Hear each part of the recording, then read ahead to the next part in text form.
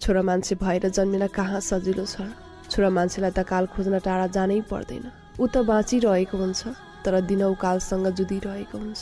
कहिले श्रीमतीको दिनभरको किचकिच, कहिले छोराछोरीको तिरस्कार र बेवास्ता, कहिले आफ्नै आमा बुबाकै भेदभाव र नबुझेको माया।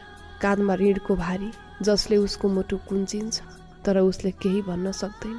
दिनभरको कामले ऊ थाकेको हुन्छ, तर बोल्दैन, रुन्छ भित्रभित्रै। किनकि छोरा मान्छे रुनु हुँदैन भन्ने यो समाजमा आँसु देखाउनै सक्दैन।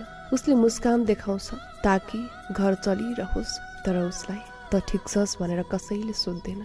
उसको प्रेमको बलिदान हो, उसले केही माग्दैन। उसको शक्ति सहनशीलता हो, उसले कसैलाई दोष दिँदैन।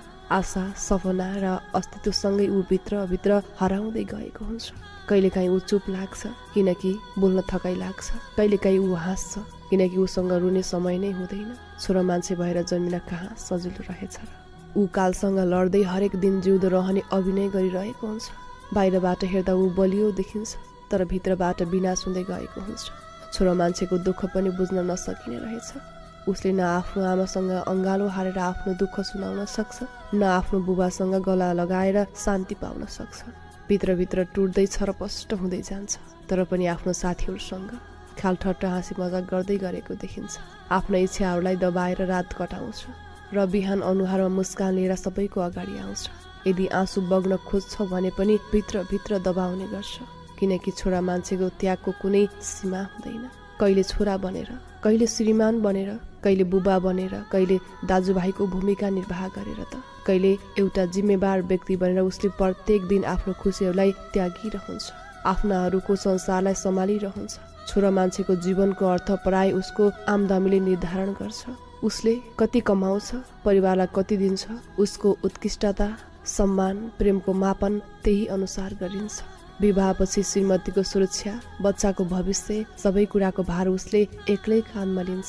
दिनपछिको रात, रातपछिको दिन बित्दै गर्दा उसले आफ्ना सारा रहरहरूलाई घाँटी थिचेर अगाडि बढ्छ। उसलाई आफ्नो दुःखको लागि कुनै ठाउँ हुँदैन। कामको बोझ र घरका मान्छेले आफूलाई नबुझिदिँदा त्यसै मन रुन्छ। मन रुँदै गर्दा आँसुले छोरा मान्छे भएर किन यसरी झसस भन्छ। मनले भन्छ कमजोर मान्छेको समाजमा घर परिवारमा कुनै ठाउँ हुँदैन। त्यसैले आफ्नो खुसीको गला थिचेर खुरुखुरु अगाडि बढ। सबैको कुराको जिम्मेवारी पुरा गर्दा गर्दै एक दिन छोरा मान्छे मौन हुन्छ। उसको जिन्दगीको पाना खाली हुन्छ। अरूको खुसी पुरा गर्दा गर्दै आफ्नो नाममा केही लेखिँदैन। मध्य उमेरमा आएपछि उसले सोच्न थाल्छ, अब आफ्नो लागि केही गर्छु। तर उसको उमेर गइसक्यो, समय गयो, सपना गयो। अब उसँग कर्तव्यले थाकेर थकित गरेको शरीर मात्रै बाँकी रहन्छ। समाजले भन्छ